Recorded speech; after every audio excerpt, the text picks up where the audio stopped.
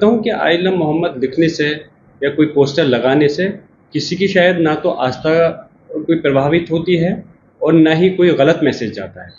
और कभी भी हम खुद विश्वास रखने वाले हैं संविधान के अंदर, कभी हम शांति व्यवस्था बिगाड़ने पर या किसी चीज़ पे हमारा ये चीज़ नहीं है कि माहौल ख़राब हो, लेकिन आइलम मोहम्मद के नाम पर जो जिस तरह से दुष्प्रचार किया जा रहा है वो चीज़ गलत है।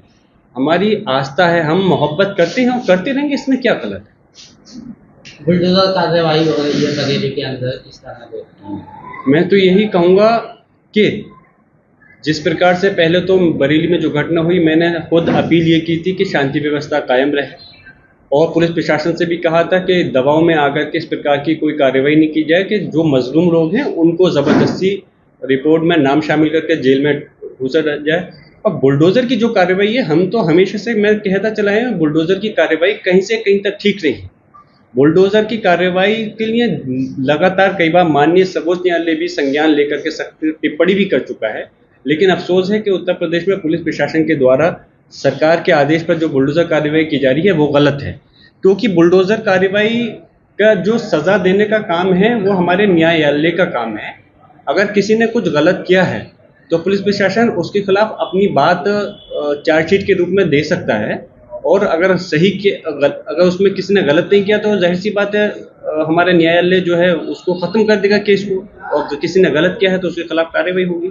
लेकिन बुलडोज़र की कार्रवाई के खिलाफ मैं सख्त हूँ।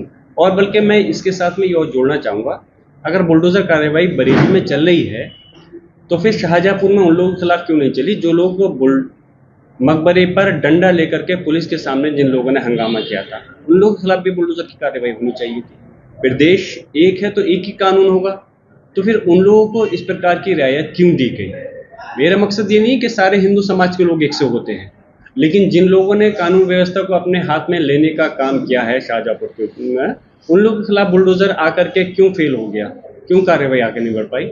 मैं तो यही कहूँगा बुलडोज़र ना बरेली में चले ना शाहजहाँपुर में चले, और सिर्फ उनको जो इंसाफ है वो न्यायपालिका से मिलना चाहिए। लेकिन अगर बुलडोज़र बरेली में चलाने का प्रयास किया जा रहा है तो वो बुलडोज़र हम उम्मीद रखते हैं कि शाहजहाँपुर में भी चलना चाहिए। आचार्य प्रमोद और एक रावण सांसद क्या कहना चाहेंगे उनकी? अगर मैं नहीं चाहता कि पोल आप लोगों के सामने, अभी सिर्फ हमारे संभल के लोग ही जानते हैं उनके बारे में, जो उनका इतिहास रहा है। अगर मैंने उनके बारे में कुछ कह दिया तो बात बहुत दूर तक जाएगी और सारे लोग उनकी असलियत को जान जाएंगे, इसलिए मैं उनके बारे में ज़्यादा टिप्पणी नहीं करना चाहता। लेकिन ये ज़रूर कहूँगा कि अगर उन्होंने इस प्रकार के अल्फाज का इस्तेमाल किया है, जैसा कि अगर मेरे लिए क्या है, अगर उनको हक और सच के रास्ते पर चलने के लिए अगर उनको मैं उसमें नज़र आ रहा हूँ तो यकीनन वो उस चीज़ में मुझे देख रहे होंगे। लेकिन जिस तरह से पिछली बार मेरे मीडिया के भाई ने भी उस समय मुझसे एक सवाल किया था कि उन्होंने कहा था कि वो आतंकवादियों के भाई हैं। मैंने अपने जो लीगली हमारे एडवाइज़र हैं, मैंने उन लोगों से मशवरा किया है, और अगर ज़रूरत पड़ेगी तो मैं उनके खिलाफ मानहानि का केस ठोकूँगा। और रही बात उनको ऐसा महसूस होता है कि मैं उन लोगों का भाई हूँ, उनको अगर ये इस देश के अंदर 40 करोड़ मुसलमान अगर उनको आतंकवादी नज़र आते हैं तो मैं उनका भाई हूँ। हक और सच के रास्ते पे चलना अगर उनको आतंकवादी नज़र आता है तो वो कह सकते हैं मुझे। लेकिन मैं इस देश के, अफसोस इस बात का है, जो इस देश की पंचायत, जो सबसे बड़ी पंचायत है संसद, उसका सदस्य हूँ मैं, और उसके ऊपर इस प्रकार की टिप्पणी करना एक दुर्भाग्यपूर्ण है। ऐसे लोग जिनको कि समाज नकार चुका है वो इस प्रकार की भाषा का इस्तेमाल करते हैं।